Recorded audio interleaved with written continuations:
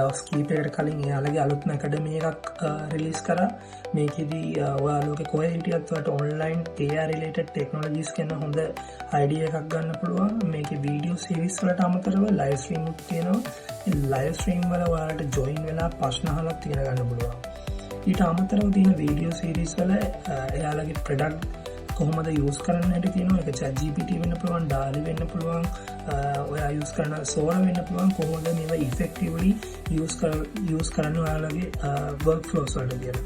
ඊට අමතරව මම දැකපු හොඳම දේ තමයි ඔයා ඩෙවලොපර් කෙනෙක් නම් මේකේ යටටම වීඩියෝ සීරීස් එකක් තියෙනවා. මේ නිල් පාට thumbnail එකත් එක්ක තියෙන.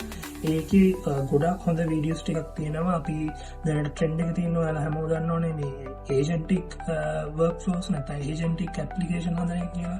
මේකේ ඔයාලට basic ideas ටික ගන්න පුළුවන්. උදාහරණයක් විදියට මේ structured outputs, assistant and agent, function calling, ඊට අමතරව ගිහින් මේ fine tuning and distillation කියන වීඩියෝ සීරීස් උත් බලන්න. ඒවල බේසික් කන්සෙප්ට්ස් වලට අමතරව කෝඩින් සෙෂන් උත් තියෙනවා. ඒක නිසා ඔයාලට ඉම්ප්ලිමන්ටේෂන් එක ගැන හොඳ අයිඩියා එකක් ගන්න පුළුවන්.